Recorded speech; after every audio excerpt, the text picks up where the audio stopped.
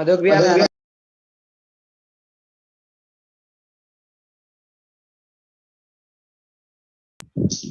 मधुप्रिया संचालन प्रारंभ कीजिए।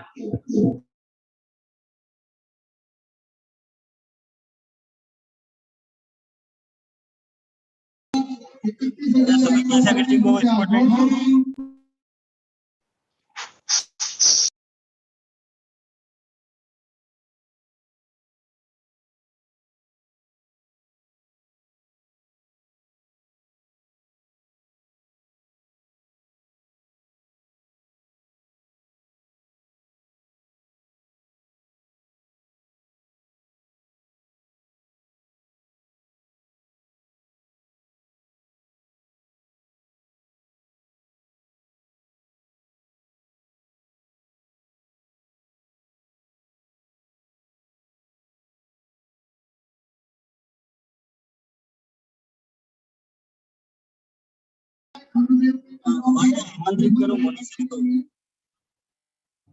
मधुप्रिया आपकी आवाज नहीं आ रही है। बेटा मैं प्रोग्राम में बैठा हुआ, गुरुदेव को आप आमंत्रित करो। संचालन कर दूं?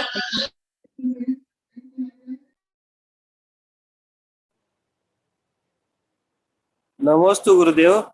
गुरुदेव आज के स्वाध्याय माला का आप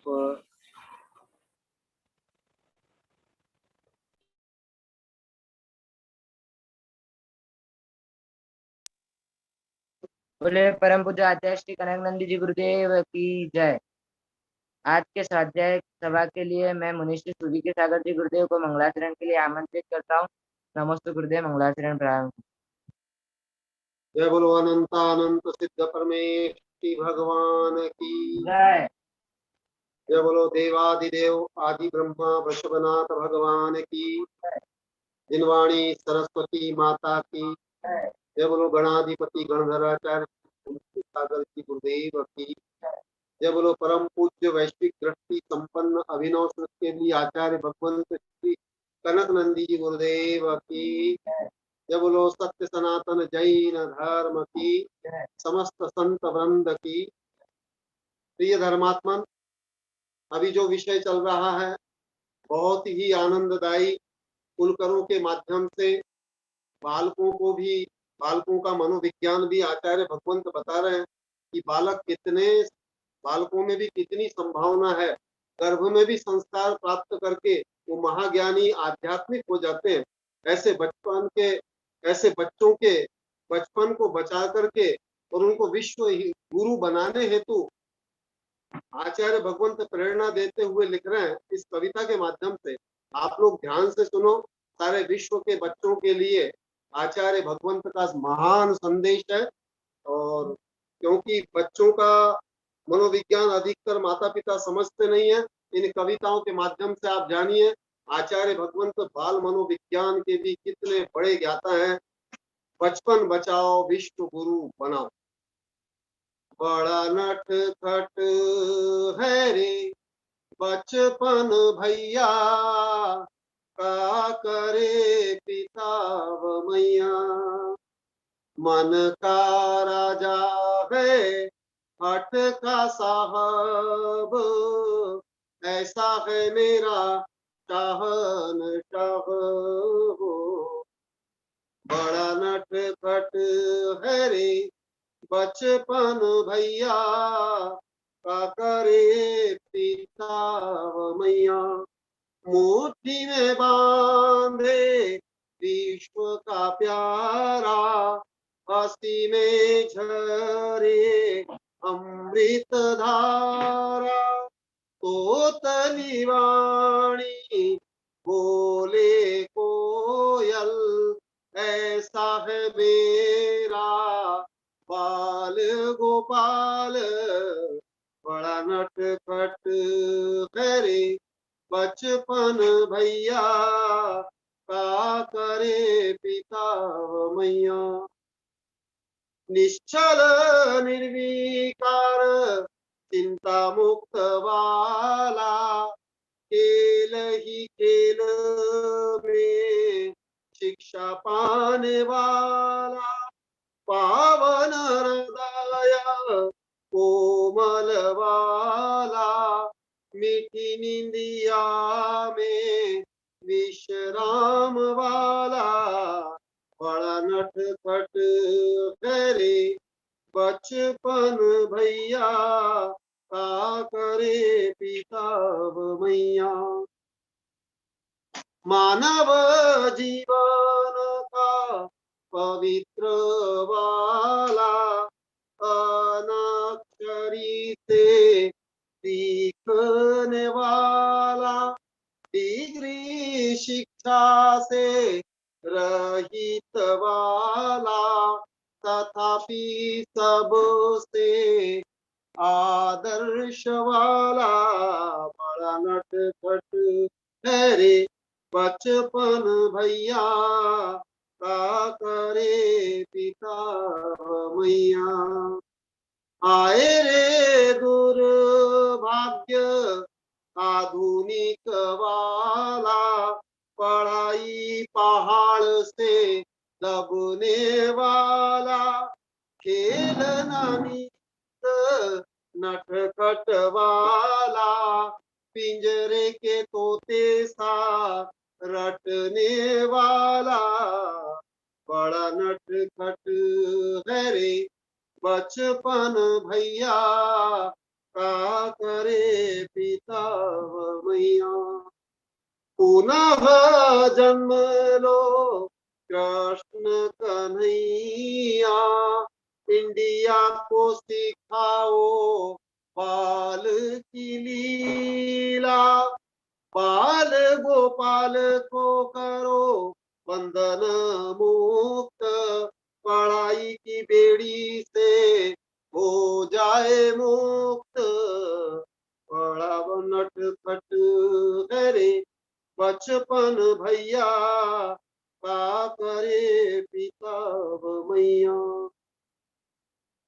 दूध पिलाओ फल खिलाओ, खेल खिलाओ गाय चराओ, प्रकृति बचाओ अनीति नशाओ, आत्मज्ञान से विश्व गुरु बनाओ, बड़ा नटखट है रे बचपन भैया, का करे पिता व मैया।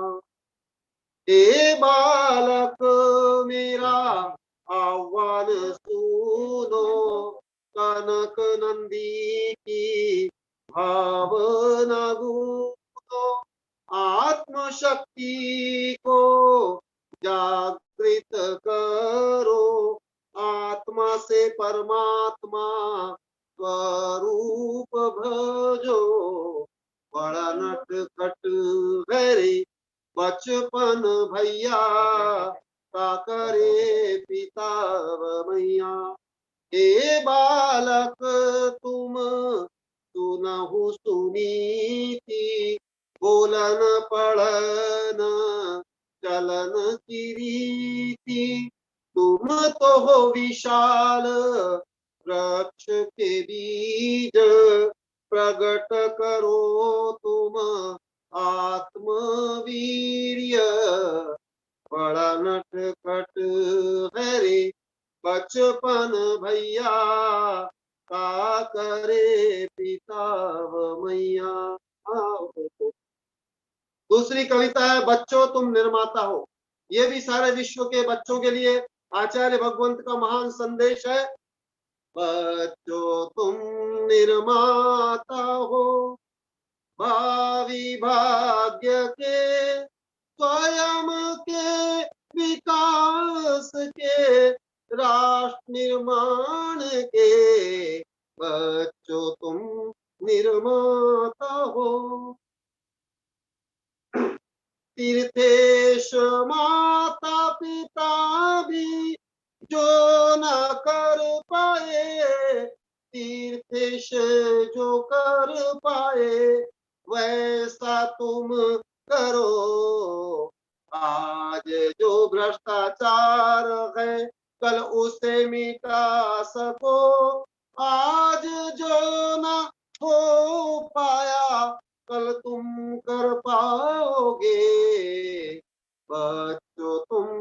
निर्माता हो भावी भाग्य के, स्वयं के विकास के, राष्ट्र निर्माण के बच्चों तुम निर्माता हो। तुम वो स्वस्थ बीज हो विशाल वृक्ष के, जाति पंथ नाम पर कोई फूट ना डाले, स्वार्थ से भी ऊंचे हैं मूल्य शांति के, स्वयं के विकास के, राष्ट्र निर्माण के बच्चों तुम निर्माता हो। संकीर्ण स्वार्थ के लिए घुटने न टेकना, दिल दिमाग जीभ को पक्का सदा रखना, सत्य समता शांति को त्याग ना करे, स्वयं के विकास के, राष्ट्र निर्माण के बच्चों तुम निर्माता हो। कनक नंदी भावना विकास तुम करो, विकास ना रुके कभी, मैत्री भाव हो, जीवन सुखमय बने प्रकाश विस्तारे, स्वयं के विकास के, राष्ट्र निर्माण के बच्चों तुम निर्माता हो भावी भाग्य के, स्वयं के विकास के, राष्ट्र निर्माण के बच्चों तुम निर्माता हो, बच्चों तुम निर्माता हो। जय बोलो परम पूज्य बाल मनोवैज्ञानिक आचार्य भगवंत श्री कनक नंदी जी गुरुदेव की जय। अब मैं परम पूज्य आचार्य श्री कनक नंदी जी गुरुदेव को स्वाध्याय प्रारंभ करने के लिए निशा को जहाँ निशा आंटी जी जुड़े। बोलो। अब मैं निशा आंटी जी को आमंत्रित करता हूँ, वे अपनी अभिव्यक्ति करें।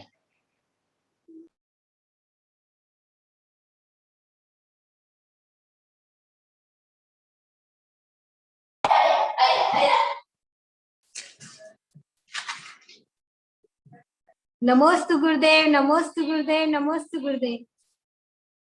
आचार्य कनक नंदी गुरुदेव के चरणों में त्रिकाल नमोस्तु। वेबिनार में उपस्थित सभी गुरुजनों के चरणों में नमोस्तु। माता जी को वंदामि इच्छामि। सभी भाई बंधुओं को मेरा जय जिनेन्द्र।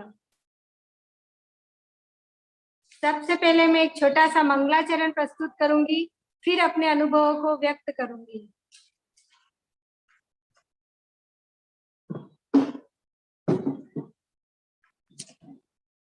गुरुदेव मन के सच्चे, गुरुदेव मन के सच्चे, श्रावक की आंख के तारे, ये वो उगता हुआ सूरज जो धर्म को आगे बढ़ाए। गुरुदेव मन के सच्चे, स्वयं पढ़े पढ़ाते हैं, आत्म तत्व को सिखाते हैं। स्वयं पढ़े पढ़ाते हैं, आत्म तत्व को सिखाते हैं। सब जीवों पर दया करे, करुणा का ये स्रोत बने। इनको किसी से वैर नहीं, इनके लिए कोई गैर नहीं। इनको किसी से वैर नहीं, इनके लिए कोई गैर नहीं। इनका मुस्काता चेहरा ही सबके मन हर्षाए। गुरुदेव मन के सच्चे, श्रावक की आंख के तारे, ये वो उगता हुआ सूरज जो धर्म को आगे बढ़ाए। गुरुदेव मन के सच्चे, तन कोमल मन सुंदर है, गुरुवर सबसे बेहतर है। तन कोमल मन सुंदर है, गुरुवर सबसे बेहतर है। इनमें झूठ और घात नहीं, ख्याति पूजा लाभ नहीं। इनको किसी से राग नहीं, इनको किसी से द्वेष नहीं। इनको किसी से राग नहीं, इनको किसी से द्वेष नहीं। इनकी नजरों में सब समय जैनी हो अजैनी। गुरुदेव मन के सच्चे, श्रावक की आंख के तारे। ये वो खिलता हुआ कमल जो धर्म को आगे बढ़ाए। गुरुदेव मन के सच्चे, गुरुदेव मन के सच्चे। नमोस्तु गुरुदेव।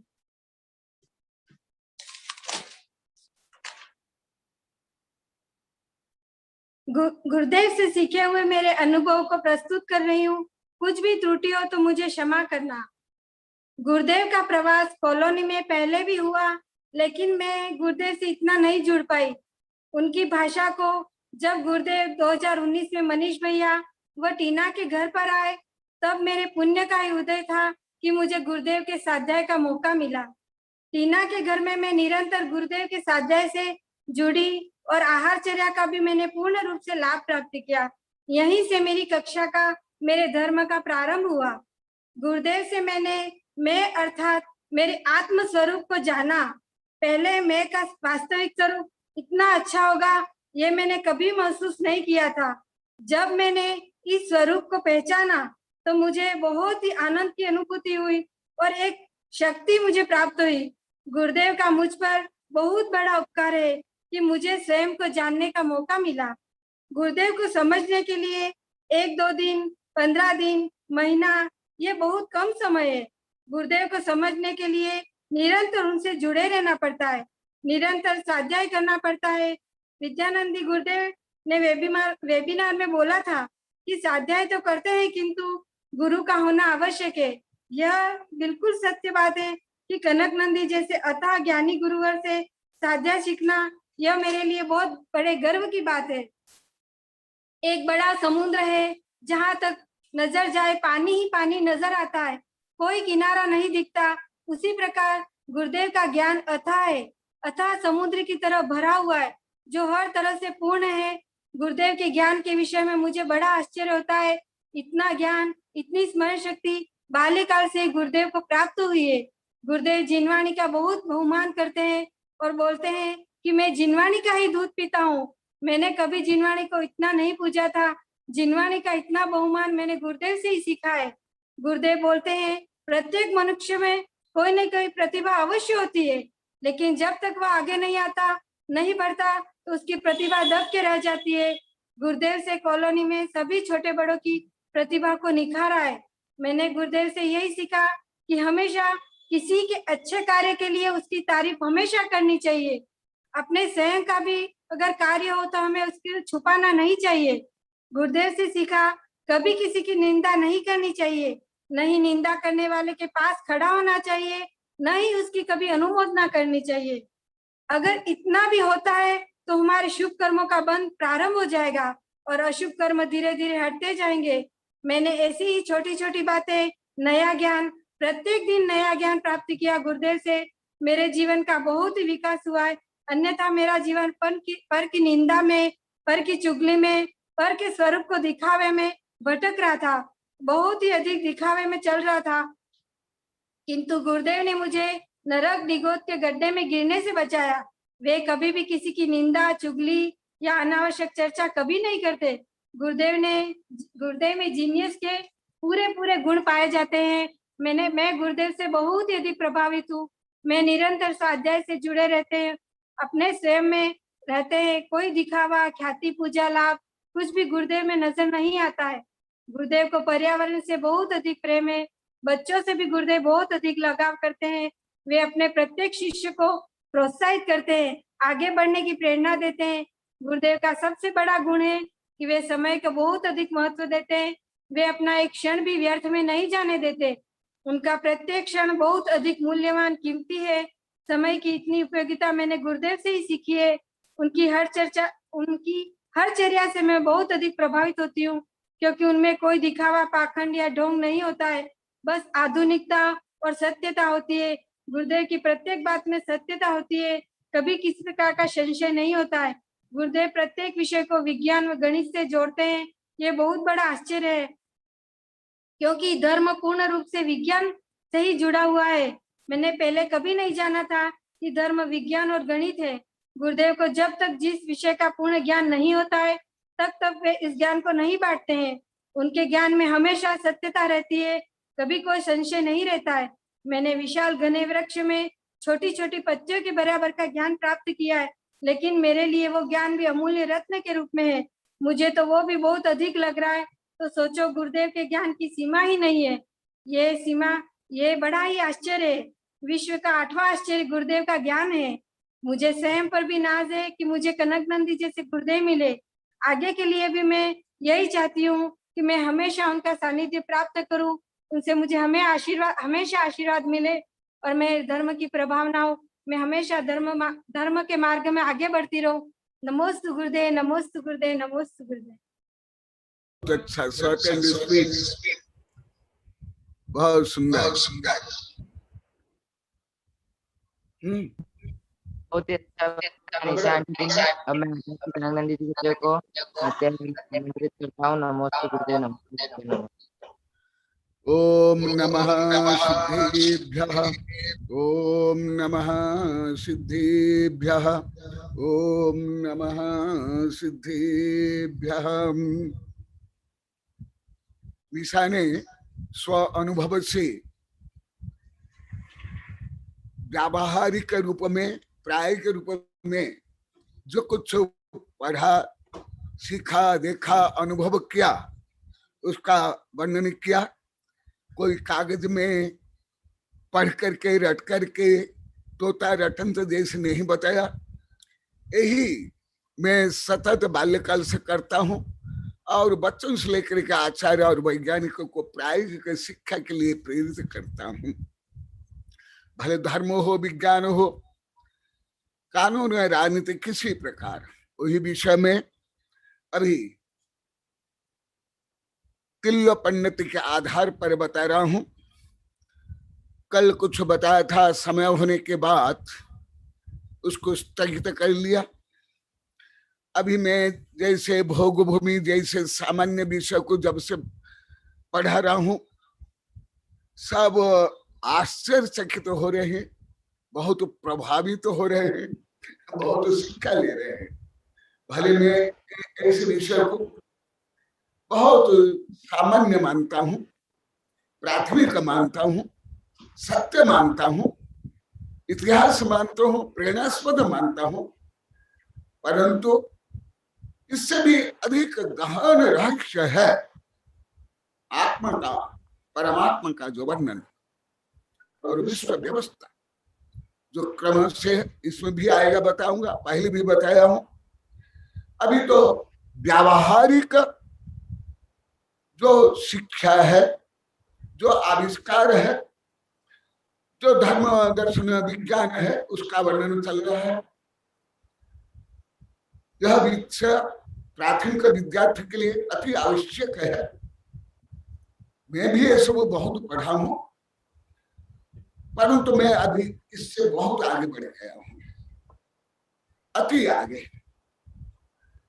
परंतु ये आप लोगों को अभी ये चाहिए, क्योंकि पहले भी बताया हूं, चतुर्थ काल में भी, अभी माता जी भी बता रहे थे, कल बता रहे थे, प्रथमानंद हुआ आदि का महत्व।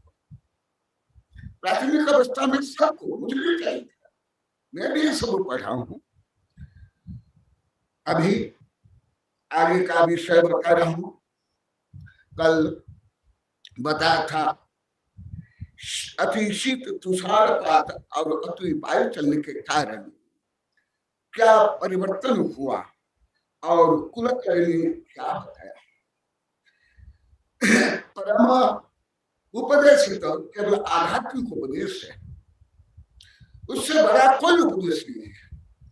आत्म तत्व के बारे में जो उपदेश है, वो ही परम उपदेश, उसके बराबर तीन काल में और कोई उपदेश हो ही नहीं सकता, संभव ही नहीं है।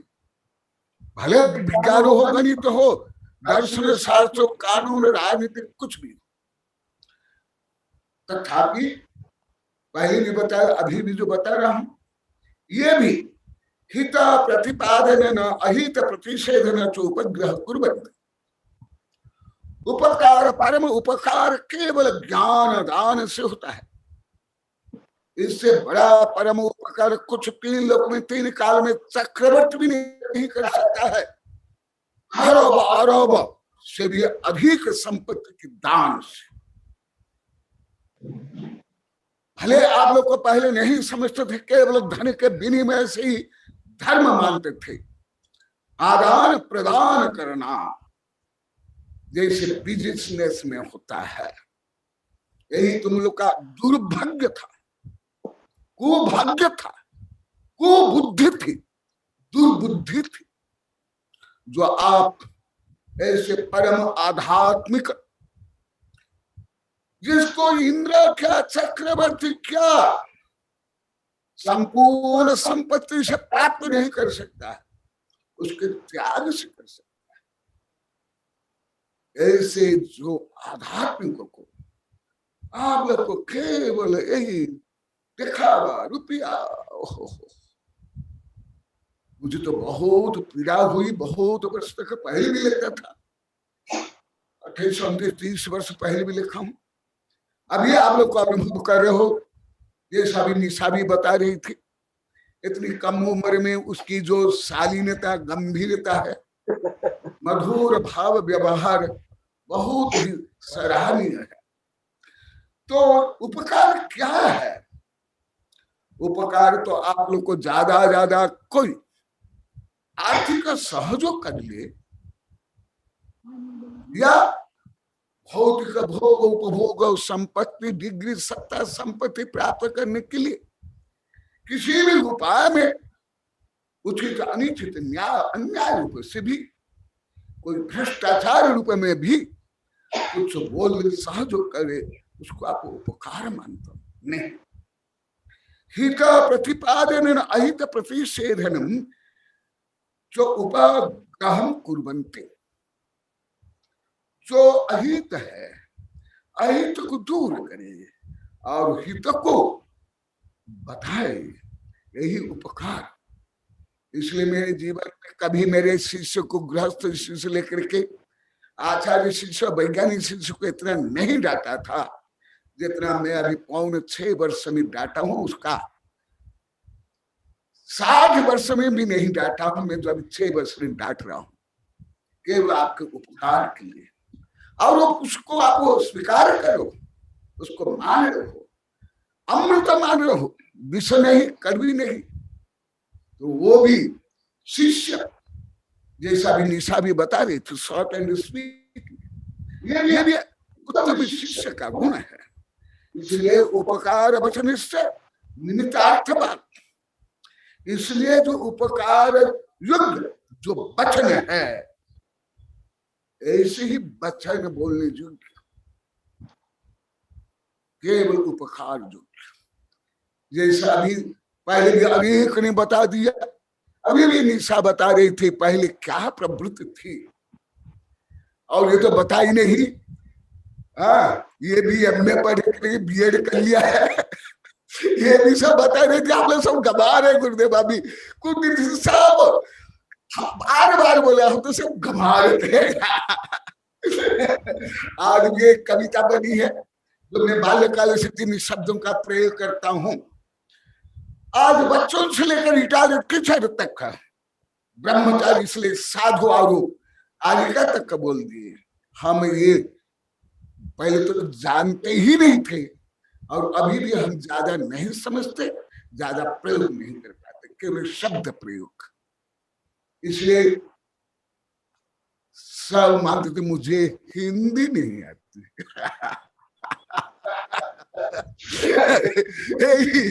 अब इसलिए लोग को आश्चर्य लगता है, पश्चाताप हो रहा है, प्रतिक्रमण कर रहे हैं, प्रायश्चित ले रहे हैं, दान करे हैं, सेवा करे हैं, दुख का आंसू बहा रहे हैं और आनंद आंसू भी बहा रहे हैं एक साथ, और होना अनिवार्य है।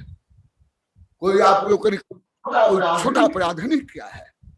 कम से कम सर्वज्ञ भगवान के दिव्य ध्वनि के अनुसार विश्व का सर्व उत्कृष्टतम अपराध है जो आप लोगों को तत्पाल सूत्र से लेकर विभिन्न ग्रंथ के माध्यम में पढ़ा दिया।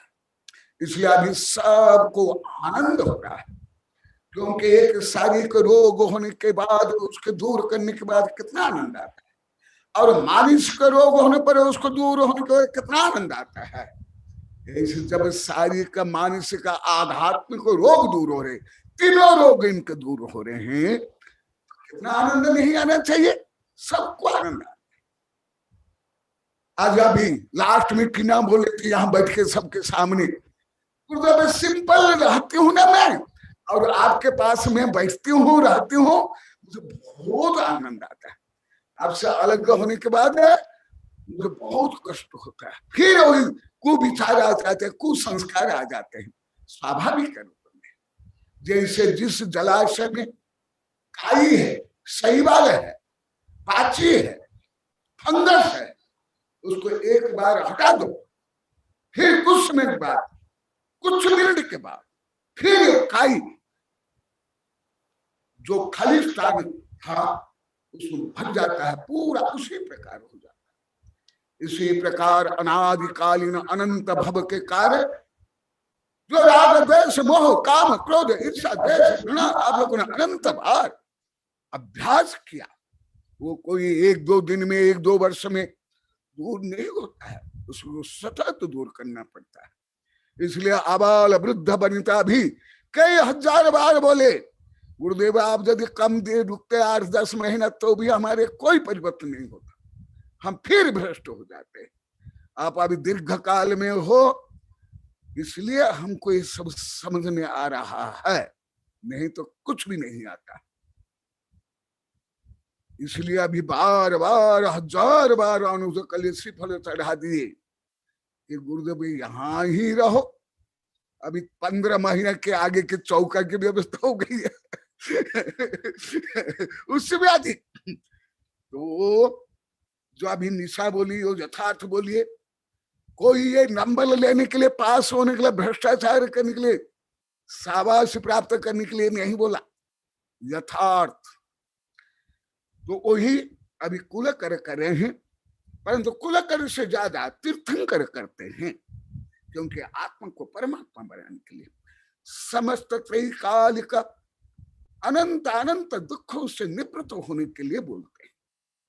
परंतु उसके पहले जो सामान्य शारीरिक, मानसिक, पारिवारिक, सामाजिक, आर्थिक, भौगोलिक समस्याएं हैं, वो कुलकर दूर करते हैं। तो कल कुछ बताया था, पुनः अभी बता रहा हूं। कल सूर्य किरण से वो तुषार आदि दूर होते यहां तक बताया था। आज और कुछ वैज्ञानिक कार्य का संबंध बताने वाला हूं। अभी वही 11वां कुलकर का ही वर्णन चल रहा है, अभी आगे 12वां बताऊंगा। वो क्या करते हैं सुन लो। साधून तस्य बयानम ते सबे भोग भूमिजा मनुवा रवि करणा सीदम सीदा पुत्र कलते ही जीवंती।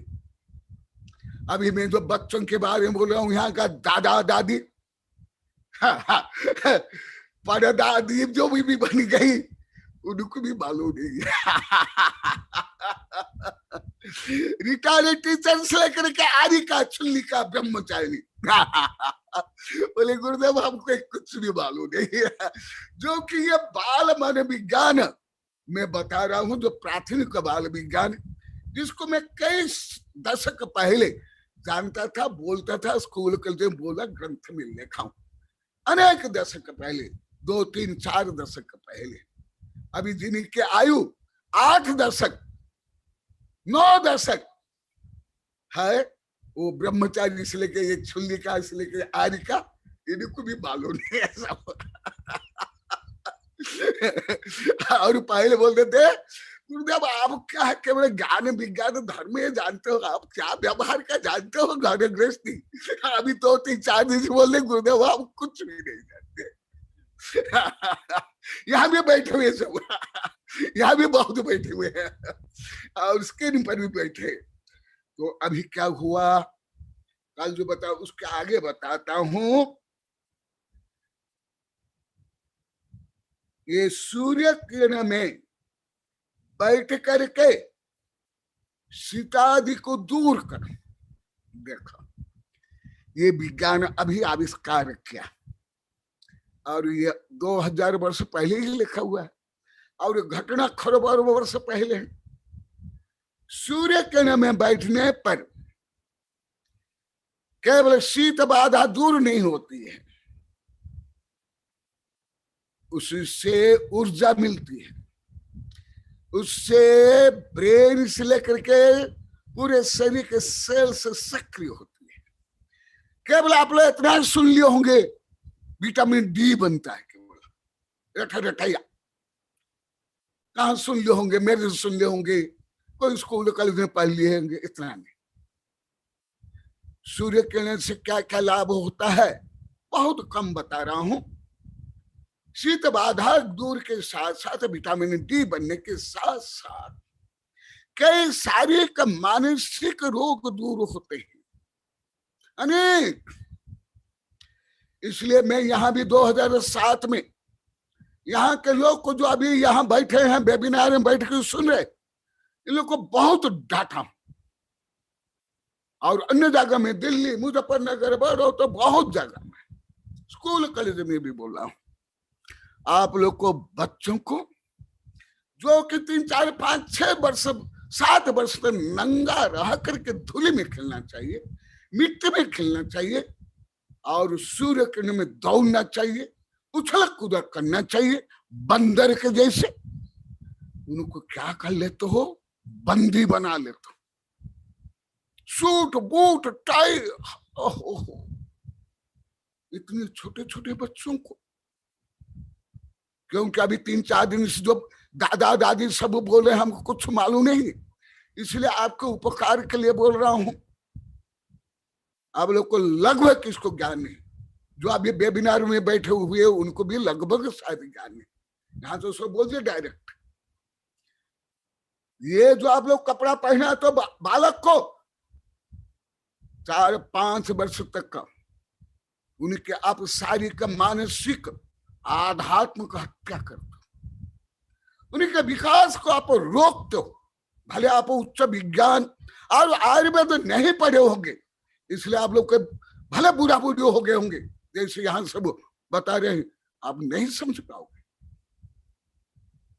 परंतु मैं कोई गलत नहीं बोल रहा, भले आप फैसले के नाम पर, आधुनिक के नाम पर, पढ़े लिखे नाम पर, हमारे साधु संत भी जानते हैं, आज्ञा सागर भी जानते हैं, पहले के साधु जानते हैं, हजारों नहीं लाखों को मैं बोला हूं स्कूल कॉलेज में शिविर में। ये आपके आधुनिकता ने आपकी जड़ता, आपकी मूर्खता, आप लोग को तो बच्चों को ऐसे पहना दो, और जो स्कूल में जाते हैं बच्चों को ये जो ड्रेस पहनाते हैं वो भी महामूर्खता है। पढ़ाई के नाम पर, शिक्षा के नाम पर, ना आप लोग को विज्ञान का ज्ञान है, ना पर्यावरण का ज्ञान है, ना मानव शरीर का ज्ञान, ना डीएनए का, ना सूर्य किरण का। इसलिए देखा उस समय से, क्योंकि उसके पहले जो वातावरण था वहां इसकी आवश्यकता नहीं थी, परंतु बाद में सूर्य किरण में। इसलिए मैं संक्षेप में बता रहा हूं, बच्चों को सर्दी में पूरा नंगा करके 3, 4, 5 साल के बच्चे तक को आप लोग को रामायण महाभारत सीरियल में देखे होंगे, जैन पुराने हिंदू पुराण में पढ़े होंगे, बच्चे कैसे खेलते थे, नंगा रहते थे, घुंघरू बांधते थे। उन शरीर में तेल लगाना चाहिए, सरसों का तेल, सर्दी में, गर्मी में नारियल का तेल, सर्दी में जैतून का तेल, और गर्मी में नारियल का तेल लगा करके प्रातः काल धूप में सुलाना चाहिए बच्चों को। जो छोटे छोटे बच्चे जो चल नहीं पाते, दौड़ नहीं पाते, नंगा नग्न नकड़े, तो पूरा शरीर में सूर्य किरण, ऑक्सीजन, प्राण वायु वो ग्रहण करेगा। अभी भी विदेश में समुद्र तीर में जाकर के सब सी शोर में जाकर के बड़े भी ऐसे सूर्य बात करते हैं। और आप लोग को चमड़ी को गोरी करने के लिए जो कृत्रिम बना यूज करते हो, साबुन शैम्पू से लेकर जो कुछ, आप स्वयं को गंदे करते हो, रोगी करते हो, कैंसर से लेकर कई रोग करते हो। हाँ, तेल, हल्दी ये सब लगाना चाहिए, प्राकृतिक, बेसन ये सब, ये नहीं। और सूर्य किरण में कई रोगाणु फैलते नहीं, और रोगाणु होने पर वो दूर हो जाते हैं, क्योंकि जो निश्चित तापमान है और सूर्य किरण में जो विभिन्न किरणें है उसके कारण। इसलिए प्राय करके मेरा अनुभव है, गांव में किसान या सामान्य लोग नीचे गिर जाते हैं, पेड़ से गिर जाते हैं, घोड़े के ऊपर से गिर जाते हैं, कुछ नहीं होता है। टाउन में घर में भी गिर जाते हैं, हड्डी टूट जाती है। मैं अनेक को देखा हूं, अनेक को हड्डी टूट जाती है। युवक की भी हड्डी टूट जाती है, युवक की। क्यों? विटामिन डी नहीं मिलने के कारण हड्डी दुर्बल हो जाती है, भंगुर हो जाती है, उसकी डेंसिटी कम हो जाती है। इसलिए जो हड्डी में दर्द, और जो ज्यादा करके राजस्थान में ज्यादा करके गोड़ में दर्द होता है, गठिया होता है, उसमें भी बड़ा कारण जो मैं बोल रहा हूं उससे विपरीत करना। सबसे ज्यादा ये रोगी है राजस्थान में।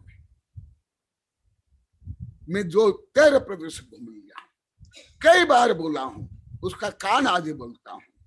जो शरीर में दर्द है, हड्डी में दर्द है, गठिया है, उसका बड़ा कारण जो आपाद मस्तक जैसे अंग्रेजी लोग ड्रेस पहनते, ऐसा ड्रेस पहनते, क्योंकि जो अंग्रेजी जहां रहते हैं वहां ठंडी पड़ती है, इसलिए वहां इसे जरूरी है, आवश्यक है, जैसे सर्दी में। परंतु गर्मी में भी मैं तो अनेक वर्ष से बोल रहा था, अभी आया है, जैसे स्टूडेंट से लेकर के जज, वकील, मैं डायरेक्ट, मेरे कई वकीलों को डायरेक्ट पूछा हूं, ये गर्मी में भी एक काला कोट क्यों? क्या आवश्यकता है? मैं तो मजाक करके बोलता हूं, आप लोग को सुने होंगे। हाँ, ये जो आप लोग को सूट बूट टाई पहनते हो, कला कोट पहनते हो, मेरी किताब में लिखा हूं, सागबारा में 1997 में, नग्न सत्य का दर्शन। अभी मुझे सुभज्ञ सागरी बोले थे, गुरुदेव आप कब लिखा? अभी 4-5 दिन पहले आया।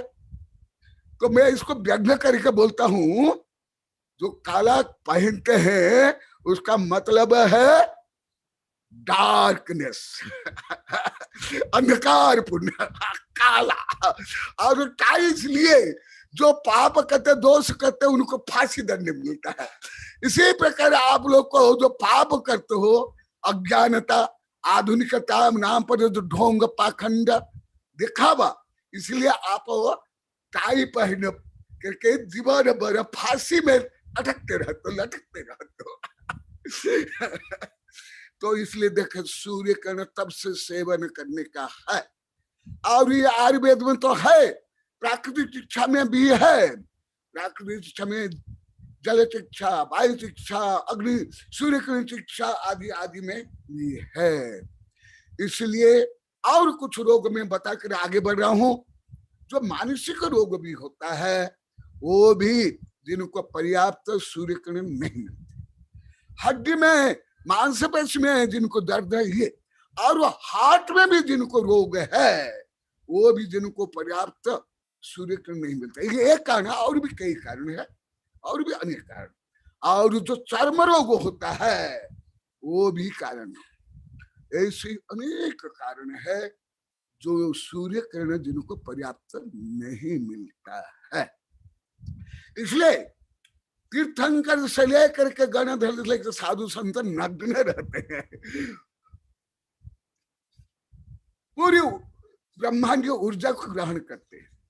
केवल सूर्य किरण नहीं, केवल ऑक्सीजन नहीं, ब्रह्मांड की ऊर्जा को ग्रहण करते हैं। देखो ऐसे सब रहस्य है धर्म में, परंतु उसको लगभग कोई नहीं जानते।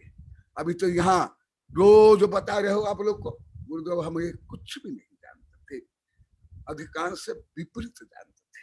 और कुछ मैं बोल देता हूं, अभी वैज्ञानिकों ने सिद्ध किया, पहले नहीं था।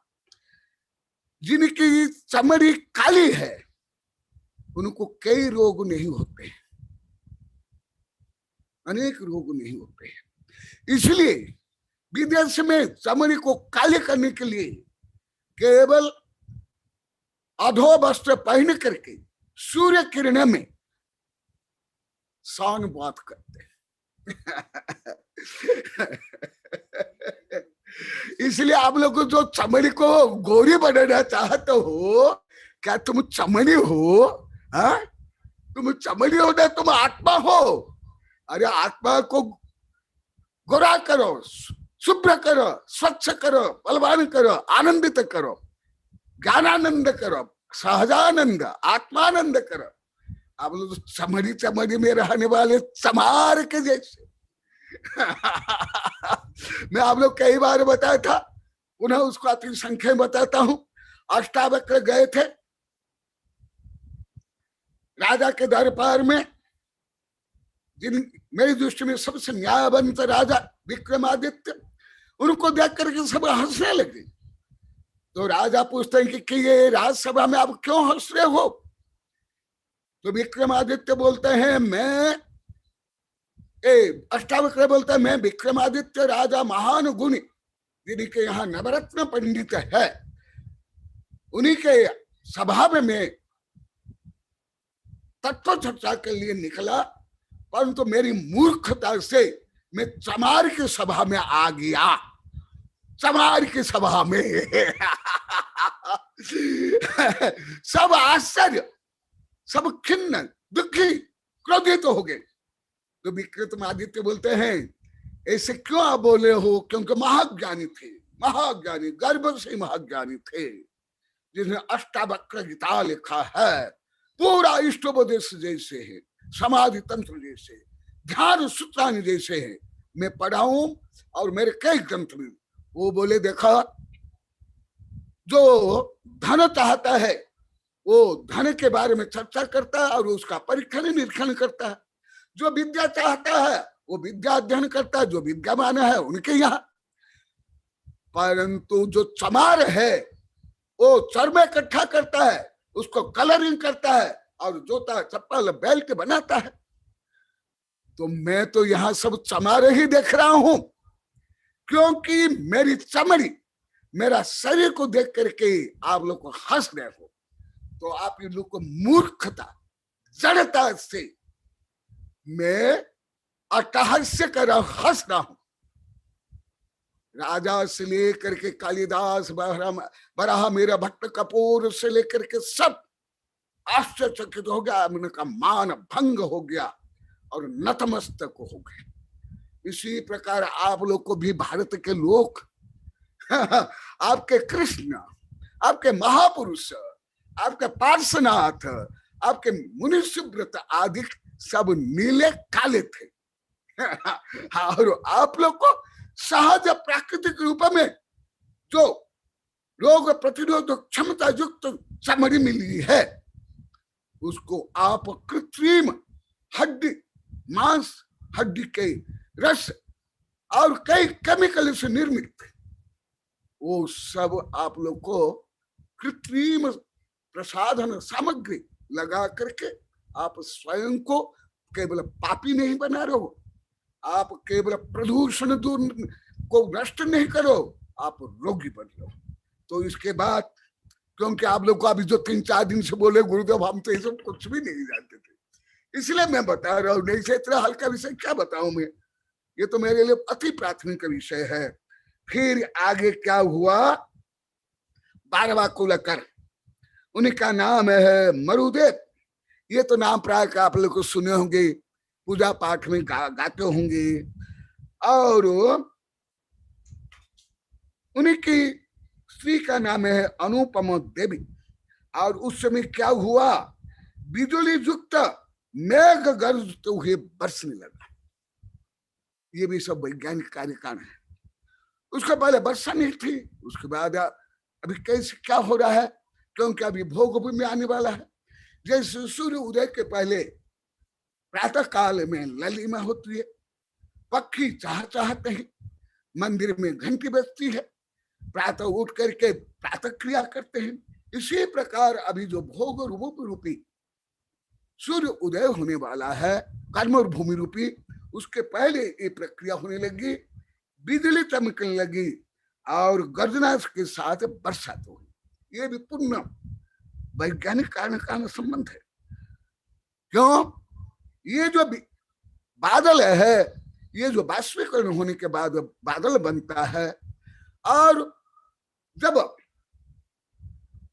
बादल हवा के कारण आकाश में गमन करते हैं, वहां नेगेटिव पॉजिटिव चार्ज होने के कारण बिजली चमकती है, जो सूर्य के सतह के तापमान जितनी गर्मी है, इसलिए वहां बिजली जहां गिरती है, आप लोग को पेपर में पढ़े, अभी भी कई लोग को राजस्थान में मर गए। और चित्तौड़ के जो कीर्ति स्तंभ का पत्थर भी टूट कर नीचे गिर गया। ये तो कुछ भी नहीं है। बिजली गिरने पर बड़े बड़े महल ढह जाते हैं, पेड़ ढह जाते हैं, क्योंकि उसमें बहुत ही चार्ज होता है, इलेक्ट्रिकल चार्ज, और तापमान होता है। और बरसात और गर्जना ये पहले थे नहीं, तो इसलिए सबको डर लगा, ये क्या हुआ। तो फिर बरसात के बाद फिर नदी बहने लगे, और वो नदी में कीचड़ और पानी, उसको देख करके भी सबको भय हुआ। तो फिर मरुदेव उनको समझाते हैं, और वो सब कार्य बताते हैं। और वहां से नौका, जल को पार करने के लिए नौकायान, नौका से कैसे नदी को पार करना चाहिए, जल को पार करना चाहिए, वो अभी खरब अरबों वर्ष पहले सिखाए थे। मैं पढ़ा हूं बाल्यकाल से, आप लोग को शायद पढ़े होंगे कि नहीं। ये जो नौकायान बेबीलोन से प्रारंभ हुआ नहीं, उसके पहले इतने वर्ष पहले, उसके पहले भारत के लोग भी, विशेष करके जो समुद्र तीर में जो प्रदेश है, जैसे ओडिशा, बंगला आदि में, वहां से जहाज में बैठ करके बर्मा आदि सुवर्ण द्वीप में जाते थे और व्यापार करते थे। तो वहां से नौका में यात्रा करना आदि सिखाया गया, और ऐसे ही नौका से बन गया नेवी। एयर नेवी जो बोलते हैं ना, ये नौका से, जो समुद्र में जो सैनिक रहते हैं उनको नेवी बोलते हैं, नौका से निकला नेवी। और फिर पहाड़ में जैसे पानी बहने लगा, तो पहाड़ में चढ़ने के लिए बताए, और पहाड़ में चढ़ने के लिए सीढ़ी बताए। जो पहले बांस और लकड़ी के निशान होते थे, अभी भी है, अभी भी लोहा के हैं, अभी भी आप लोग घर में बनाते हो निशानी, श्रेणी, सीढ़ियां, वो इतने वर्ष पहले प्रारंभ हो गया तब से। इसलिए मेरी किताब का नाम दिया हूं, यही देखो यहां ही है, प्रथम शोध बोध आविष्कार एवं प्रवक्ता, धर्म दर्शन विज्ञान शिक्षा सभ्यता राजनीति न्याय आदि के। इसलिए तब ये आविष्कार हुआ था। और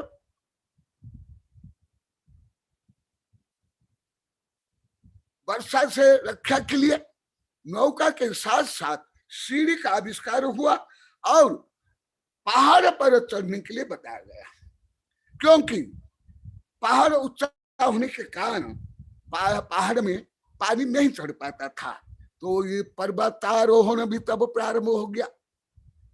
इसलिए कि तेनजिंग हेलेरी ने ये हिमालय जो एवरेस्ट श्रृंग चोटी को फतेह किया, इसने ही पहले से था, इतने वर्ष पहले। तो ये मरुदेव हुआ। आगे प्रसन्नजीत और आश्चर्य कर, जैसा अभी निशा बोले थे और सब बता दे, गुरुदेव आपका ज्ञान सुनकर हमको आश्चर्य लग रहा है। हम दादा दादी बन गए, लिटरेचर टीचर बन गए, परंतु ये सब ज्ञान नहीं है। अभी वही विषय चल रहा है, अभी आप लोग का विषय। फिर मरुदेव के बाद 13वां हुए है प्रसन्नजीत। प्रसन्नजीत के बाद समय में क्या हुआ, जो पहले जुगलिया जन्म लेते थे उसमें कोई नाभि नाल कुछ भी नहीं था और जरायु नहीं था। जरायु जो अंडज पुत्र, मनुष्य कुछ पशु, ये जरायु उत्पन्न होते हैं। अब लोग को माँ बहन तो जानती हो, आप लोग को जो माँ बनी है, और गाय में भी देखना, और जो कुछ गाय बहन से इसमें भी है, वो पटल बनता है। वो सब देख करके पहले ये नहीं था। वो जो शिशु जन्म लिए, फिर जुगलिया कुछ माता पिता दीर्घजीव होने लगे। माने दीर्घजीव माने जो आयु निश्चित, परंतु संतान उत्पत्ति होने के बाद कुछ दिन तक जीवित रहने लगे। तो वो देख कर पहले तो संतान के ऊपर ऐसे कोई चमड़ी, कोई खून, कोई बेस्टन, ये जरायु कुछ नहीं था। अभी क्या हुआ, कोई रोग ना भूत ना प्रेत, ये क्या हुआ, सब डरने लगे। देखो, इसलिए अज्ञानता से ही डर ज्यादा लगता है, आश्चर्य लगता है। इसलिए knowledge is power, knowledge is supreme light. इसलिए कहा गया नान पयासनम, उपनिषद में कहा नहीं, ज्ञानेन सदृश पवित्र यह विद्यते, there is no sacred thing is like knowledge. तो देखो, ये कोई भूत प्रेत नहीं है, अनहोनी भी नहीं है, परंतु उनको ज्ञान नहीं था। इसलिए वो सब जाकर बोले क्या हुआ, हमारे बच्चों को क्या हो गया। फिर जाकर के प्रसन्नजीत वो बताते हैं, ये काल क्रम में कर्म के कारण, शारीरिक संरचना के कारण ये पटल है, और ये पटल को ऐसे दूर करो। आप लोगों को शायद कितना ज्ञान है मुझे तो मालूम नहीं है। मैं जो विज्ञान पढ़ता हूँ, अभी वैज्ञानिक चैनल देख रहा हूँ, उससे मुझे बहुत कुछ ज्ञान हो रहा है। अब लोग को अनेक बार वेबिनार में बता दिया, मेरी कई किताबें कविता में लिख लिया हूँ। ये आगे और बता करके विषय को मैं कंक्लूजन बताऊंगा। ये नाभिनाल, ये जरायु के बारे में, मनुष्य के साथ साथ पशुओं के बारे में बताऊंगा। फिर उसके बाद क्या हुए, 14वें कुलकर जो महानायक, विश्वनायक, ज्ञान विज्ञान के आदि देवता, आदि ब्रह्मा, युग निर्माता ऋषभ देव, उन्हीं के जो पिता है उनके बारे में अभी थोड़ा बता रहा हूं। 14वें कुलक, इसलिए कथनचित आदिनाथ भगवान को 15वां बोला जाता है और भरत को 16वां बोला जाता है, जो मैं आगे बताऊंगा। तो नाभिराय हुए और वो क्या उन्हें किया वो बताता हूं। और उनकी पत्नी का नाम तो आप लोग जानते हो, पंचकल्याण में आप सब माँ बाप भी बन जाते हो, इंद्र इंद्राणी बन जाते हो, नाचते गाते भी हो। तो मरुदेव भी तो जानते हो, प्रसिद्ध है। वो पहले के सब तो कम ही जानते हो, परंतु ये तो प्रसिद्ध है। फिर उसके बाद और क्या हुआ वो भी बताता हूं। देखो, ये जो डार्विन के सिद्धांत है वो कुछ अंश में सत्य है। मैं मेरी विश्व विज्ञान रहस्य में लगभग 40 वर्ष पहले लिखा हूं, 2010 में लिखा हूं। डार्विन से लेकर अन्य जीव विज्ञान आंशिक सत्य, अधिक असत्य, पूर्ण असत्य तो कुछ हो ही नहीं सकता है। विश्व में पूर्ण असत्य संभव ही नहीं है। वो सापेक्ष सत्य या सापेक्ष असत्य होता है। तो फिर क्या हुआ, पहले तो केवल जरायु जो था वेस्टर्न था, आगे क्या हुआ, नाभि, लंबी नाभि सहित बच्चे जन्म लिए। अरे ये क्या नाभि, कोई सर्प है क्या, ये क्या विचित्र है।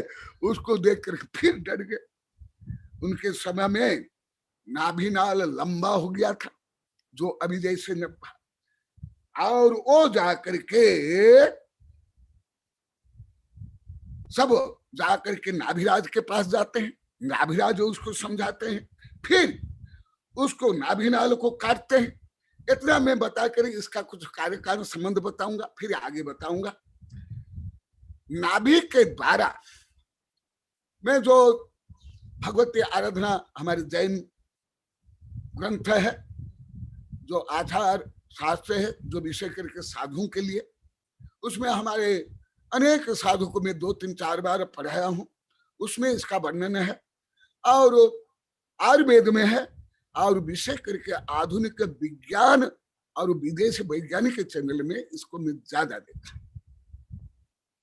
वो आप लोग को बता देता हूँ हल्का सा, क्योंकि ये विषय भी अधिकांश दादियां भी नहीं जानती है।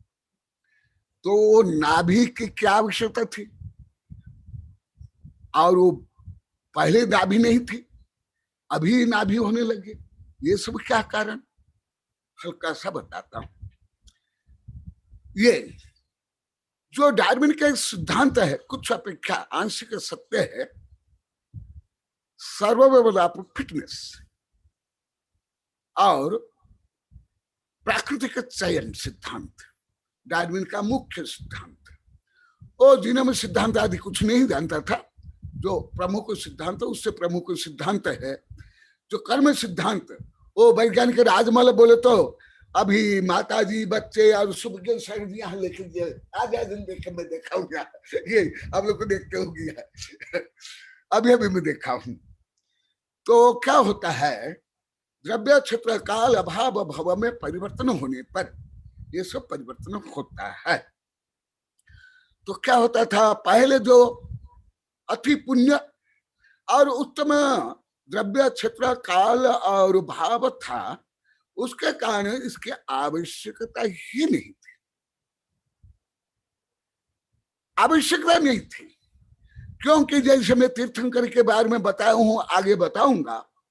तीर्थंकर जब गर्भ में रहते हैं, उनकी माता का गर्भ बढ़ता नहीं, पैर भारी नहीं होता है, शरीर में विभिन्न जो परिवर्तन होता है वो नहीं होता है, और माता को यहाँ तक ज्ञात नहीं हो पाता कि मेरे गर्भ में शिशु 2 महीना का, 3 महीने का, 8-9 महीना का हो गया क्योंकि साथी से पुण्य। तो उसके बाद यहां मैं जोड़ता हूं, अभी जैसे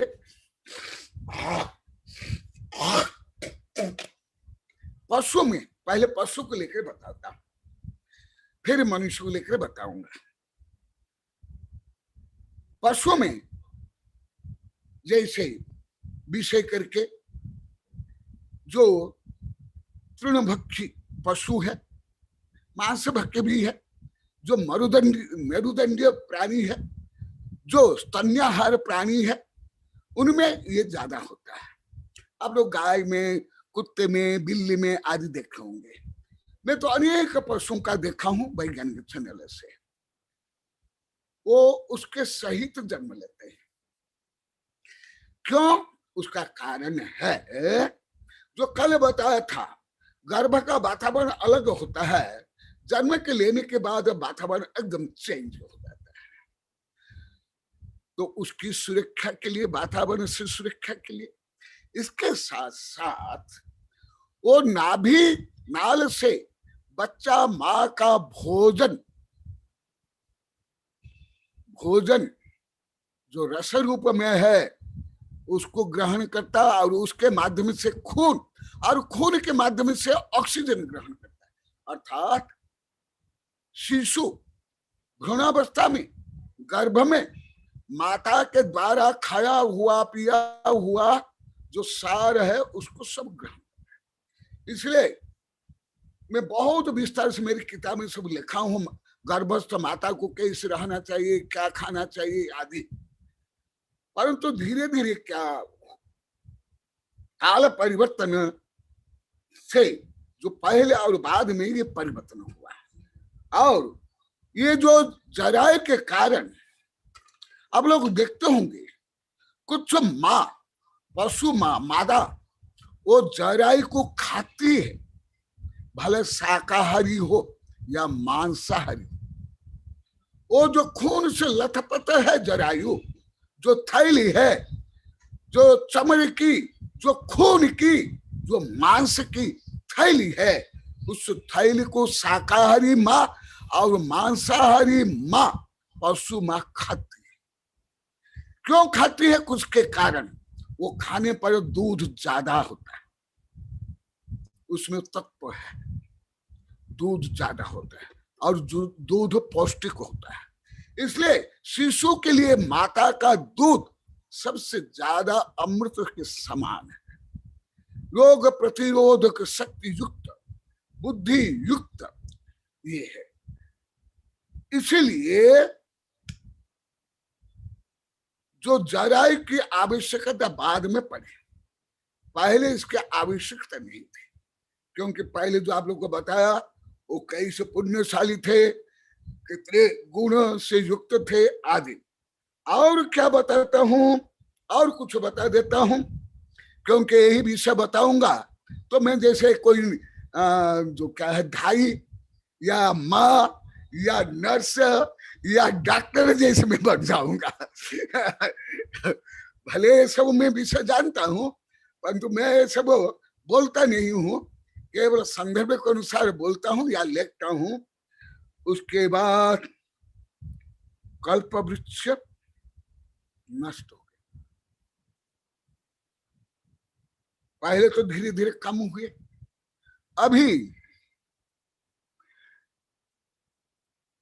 अभी पूरा लगभग नष्ट हो गया।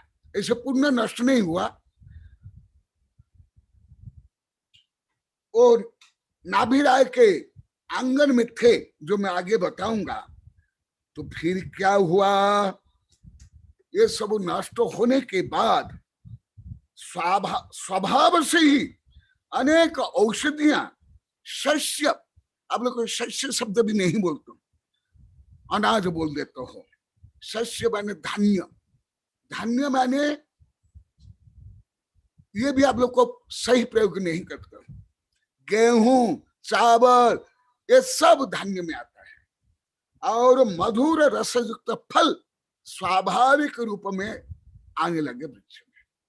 पहले कल्प वृक्ष से, फिर ये वनस्पति से। अर्थात पहले वनस्पति रूपी वृक्ष, लता, गुलमन नहीं थे, और कल्प वृक्ष से प्राप्त फल आदि सेवन करते थे। और बाद में वो लोप होने के कारण स्वाभाविक रूप में ये उसी प्रकार वातावरण कारण उत्पन्न हुए। मैं अभी कई महीना पहले मेरे कोई आचार्य शिष्य कुछ प्रश्न किए थे, गुप्त नंदी या विद्यानंदी कोई, मैं उस समय बता था, अभी कुछ दिन पहले कुछ बताया था, कुछ वैज्ञानिक राजमल पूछे थे उस समय बताया था, अभी बता रहा हूं। देखो पहले इसलिए चतुर्थ काल में हर प्रकार जीव इस भारत में नहीं थे। जैसे अभी भी दक्षिण ध्रुव में, उत्तर ध्रुव में, रेगिस्तान में जो भारत में जो जीव है थोड़े हैं, जो अफ्रीका में है, ऑस्ट्रेलिया में है, वो भारत में थोड़े हैं, नहीं है।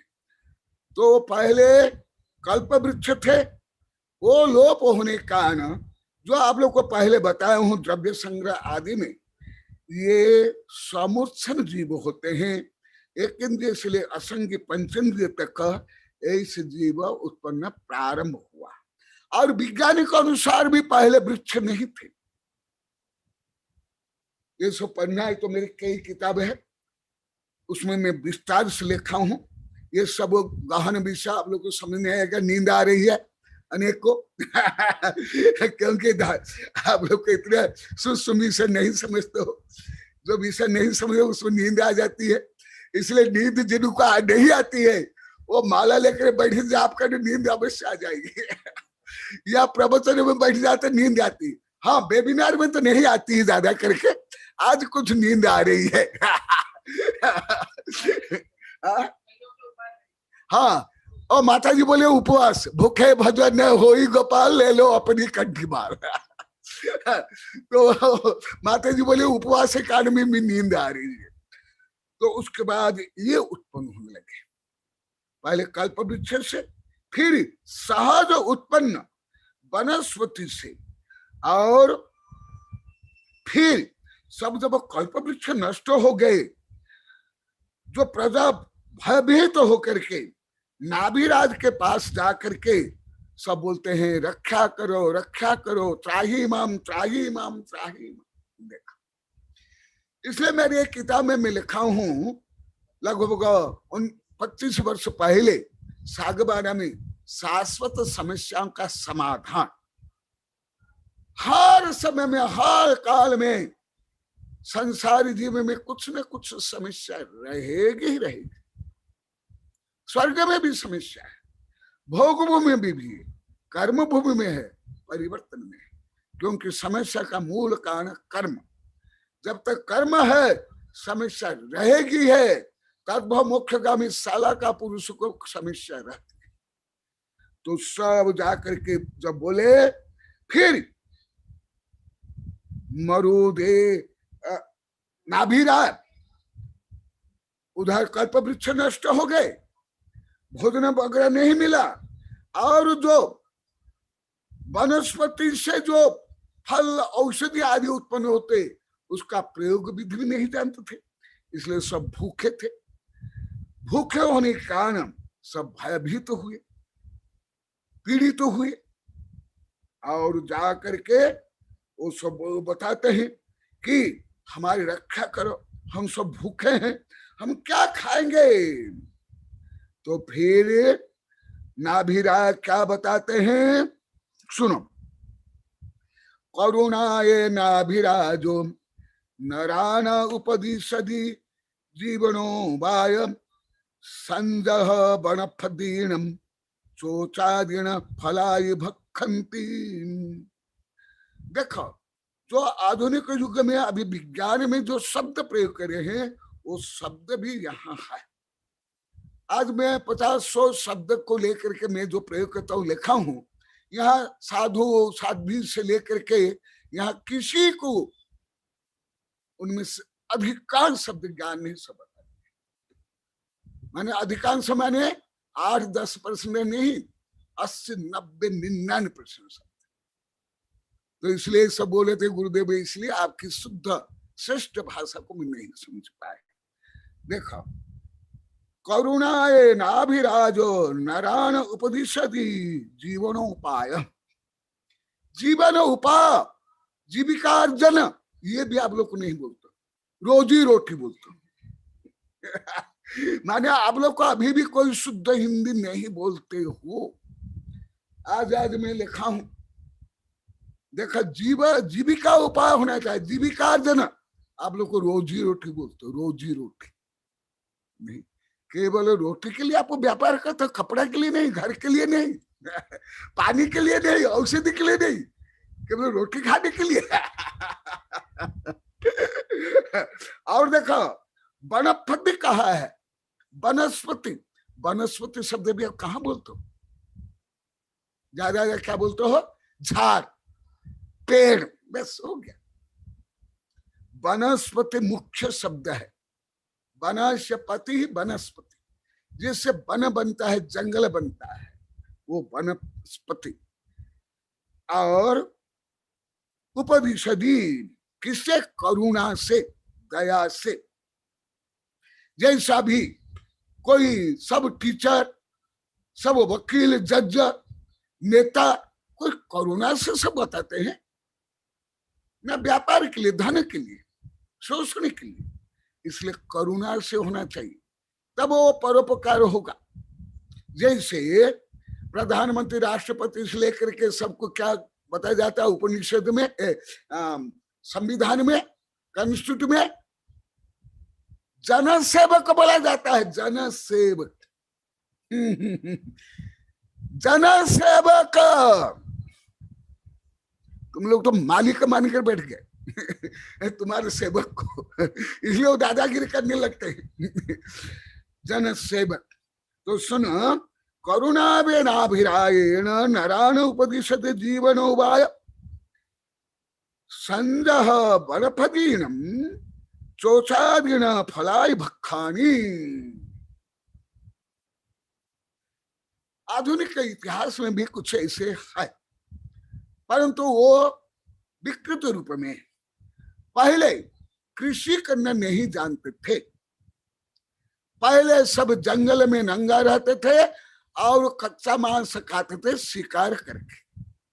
ये आप लोग को स्कूल कॉलेज में अभी भी पढ़ते हो, परंतु जैन धर्म के अनुसार ये नहीं। कुछ सत्य है, जैसे पहले मांस खाते थे, फिर नदी के तीर में, फिर पहले याजावर थे, इधर उधर भटकते, फिर नदी के किनारे में घर बसा करके कृषि करने लगे, या कृषि के लिए चिरस्थायी बसने लगे, और जहां पानी है वहां बसने लगे। ये सब आप लोग पढ़ते हो, ये कोई नया विषय नहीं। ये चौथी कक्षा से एमए तक का पढ़ते हो। जो 7वीं 8वीं का पढ़ा है वो भी ये पढ़े होंगे, अभी भी यही पढ़ते हैं। परंतु वहां कमी क्या है आप लोग को नहीं जानते हो। और नील नदी, गंगा, सिंधु आदि नदी के किनारे में ये सभ्यता का विकास हुआ। कथनचित जैन धर्म में भी ऐसे, पूर्णता सत्य नहीं। तो जब अब कृषि प्रधान युग प्रारंभ हुआ, जो मैं आगे बताऊंगा, उसके बाद सभ्यता। और जैन धर्म में भी ऐसे ही है, पहले सामूहिक नहीं रहते थे, फिर वो बता कि ये वनस्पति, ये खाने योग्य, ये नहीं खाने योग्य। ये कैसे बताते थे? किसने प्रश्न किया था? वर्षा ने। वो आज समय होने जा रहा है, मैं कल परसों बताऊंगा वो कैसे बताए, कहाँ से ज्ञान हुआ। इसलिए मैं अभी समय हो गया, अभी इतना ही बताता हूँ। अभी कुछ बाकी है इस विषय, बाद में बताऊंगा। जय महावीर भगवान की।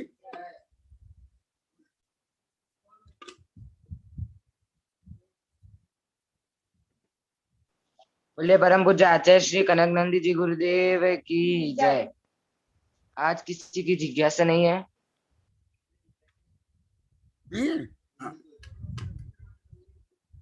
रहने दो, क्योंकि हमारा भी प्रतिक्रमण आदि है, नहीं तो कोई बात नहीं। चलो। बोधि समाधि परिणाम शुद्धि स्वात्मोपलब्धि शिव सौख्य सिद्धि चिंतामणि चिंतित वस्तुदानी तमन्यमानस्तु ममास्तु देवी। देखो अभी 2 है, बाद में आए। आज्ञा सागिद्या और वर्षा, बाद में प्रश्न कर लेना। ओम अरण्मुख कमल वासिनी पापात्म क्षम करी सुत ज्ञान ज्वाला सहस्र प्रज्वलिते सरस्वती विश्व सर्व पाप महनहन दह दह पचपचम छाम छीम छुम छुम छह क्षीर वर्धवले अमृत पलवे अमृत साव सावम बम बम हूं पट स्वाहा। जिनकी भी जिज्ञासा है वो कल ले ली जाएगी। आचार्य श्री कनक नंदी जी गुरुदेव की जय। नमोस्तु भगवान। नमोस्तु गुरुदेव। नमोस्तु